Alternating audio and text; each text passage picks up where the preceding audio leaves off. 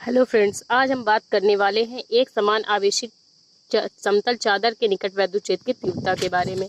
ये UP board exam में बहुत ही ज़्यादा पूछा जाने वाला क्वेश्चन है और इससे मतलब ये जो इसको 5 नंबर में पूछते हैं और इसका जो डेरिवेशन है उससे बेस्ड न्यूमेरिकल भी एग्जाम में बहुत ज़्यादा पूछे जाते हैं। तो चलिए इसका फिगर देखते हैं। तो इसके फिगर के लिए हमने क्या किया है, हमने एक समतल आवेशित चादर ले ली है जिस पर जो कि आवेशित है। इस पर हमने एक बेलन की गणना की है, मतलब गॉसियन पृष्ठ की गणना की है। इस जो समतल आवेशित चादर है इसका जो मध्य बिंदु है, इस पर गॉसियन पृष्ठ का जो मध्य बिंदु है यहाँ ये आपका है ओ से आर दूरी पर इसकी जो संपूर्ण जो बेलन की मतलब संपूर्ण गॉसियन पृष्ठ की जो लंबाई है वो आपकी आर है, 2r है। तो जब हम इधर का लेंगे तो ओ से आर दूरी पर यहाँ से पी की दूरी कितनी हो जाएगी, आर हो जाएगी। तो ओ से आर दूरी पर एक बिंदु पी स्थित है जिस पर हमें वैद्युत क्षेत्र की तीव्रता ई ज्ञात करनी है। जब हम वैद्युत क्षेत्र की तीव्रता ज्ञात करेंगे तो इसका जो ये क्षेत्रफल है इस पर एक लघु अल्पांश अवयव जो आपका डीए कार्य करेगा, वेक्टर डीए, ये आपका समांतर है।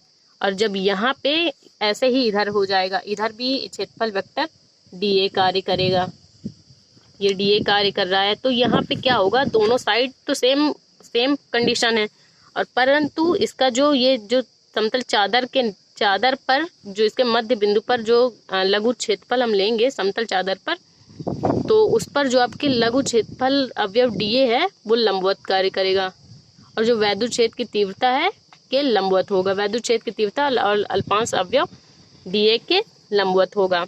तो यहाँ पे जो आपका आपकी मतलब कि कॉस का मान होगा, जो थीटा का मान होगा वो आपका 90 डिग्री होगा और 90 डिग्री कॉस 90 आपका कितना होता है, 0 होता है। और यहाँ पे समांतर है तो यहाँ पे कॉस 0 का मान आपका हो जाएगा 1। तो चलिए आपको फिगर हम एक बार फिर से समझा देते हैं। हमने यहाँ पे क्या किया है, एक आवेशित मतलब चादर ली है।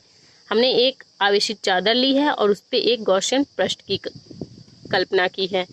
तो जो आवेशित मतलब कि जब एक कोई पूरी गॉसियन ये जो आपकी मतलब ये जो आपका गॉसियन पृष्ठ है वो मतलब चादर से आप समझिए ये एक कोई पेज है, ये मतलब एक पेज है। तो इस पर अगर हम ये जो आपका पेन है ये आपका ऐसे लगाएंगे तो इसका जो हिस्सा है मतलब ये जो गॉसियन पृष्ठ है एक पीछे की ओर होगा, एक आगे की ओर। तो यहाँ पे ऐसे ही है, ये आगे की ओर है और एक इसका पीछे की ओर है। तो यहाँ पे इसका जो केंद्रक है बिंदु ओ, वहां से आर दूरी पर हमें इधर वैद्युत क्षेत्र की तीव्रता पी पर ज्ञात करनी है और इधर वैद्युत क्षेत्र की तीव्रता आपकी पी डैश पर ज्ञात करनी है। तो समझ गए आप।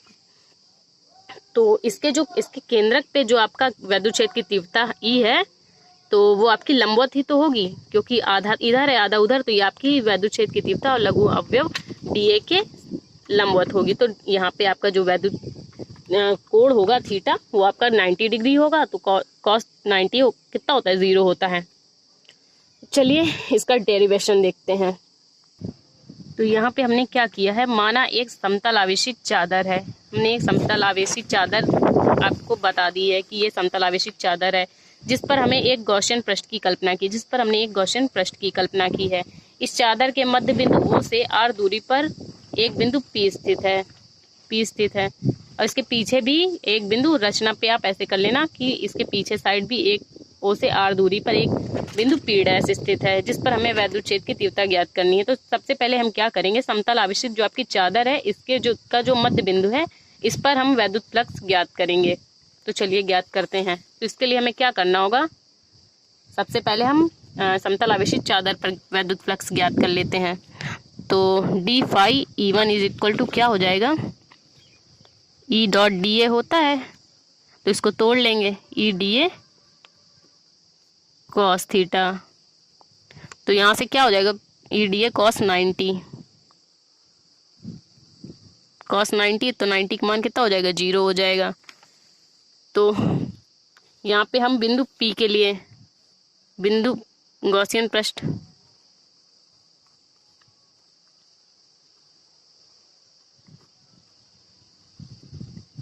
P पर तीव्रता पर वैद्युत flux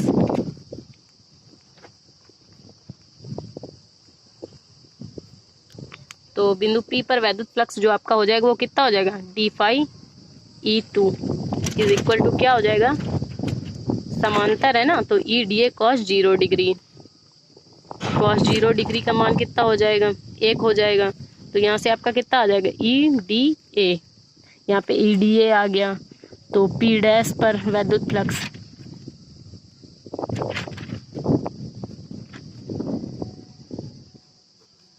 d phi E two, तो E2 पर भी इतना ही आएगा EDA, क्योंकि यहाँ पर भी आप चित्र में देख सकते हैं कि यहाँ पे भी समांतर है, जो आपका लघु अवयव DA है वो समांतर है, तो यहाँ पे भी EDA हो जाएगा। तो इसका मतलब कि समतल पर और ये जो आपके दोनों गॉसियन पृष्ठ पर बन रहे हैं वैद्युत फ्लक्स, इनका हम कुल वैद्युत फ्लक्स निकाल लेते हैं, संपूर्ण वैद्युत फ्लक्स।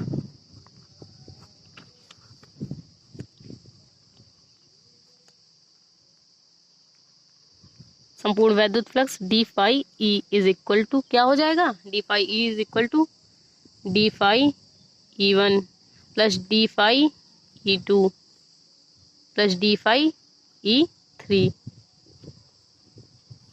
ये आपका E3 है। तो डी फाई ई वन तो आपका 0 है, डी फाई ई टू आपका EDA है, ये भी आपका EDA है। तो यहाँ से कितना हो जाएगा 2EDA।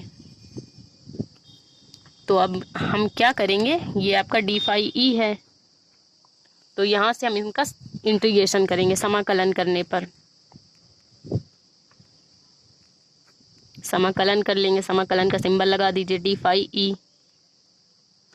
यहाँ पे ये जो आपकी वैद्युत क्षेत्र की तीव्रता ये नियत है, तो इसको हम बाहर ले लेंगे, समाकलन लगा देंगे DA।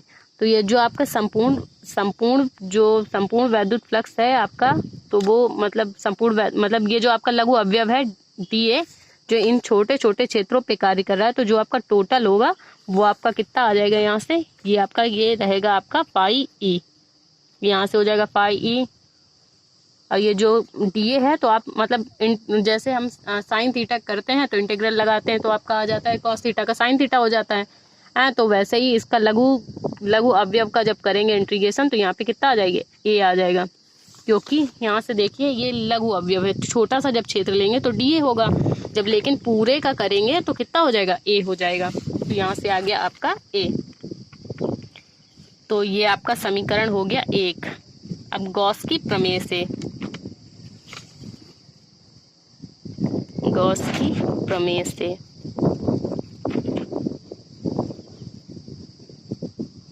तो गॉस की प्रमेय आपकी क्या होती है, phi E is equal to q upon epsilon not.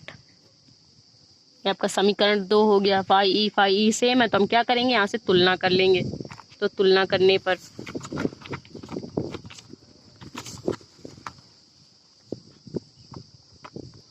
तो यहाँ से हम क्या करेंगे, समीकरण 1 और 2 की तुलना कर लेंगे। तो तुलना करने पर यहाँ पे क्या आ जाएगा, q upon epsilon naught is equal to 2EA। तो यहाँ से हम क्या करेंगे, आपका आवेश का, पृष्ठीय आवेश का रेखीय घनत्व,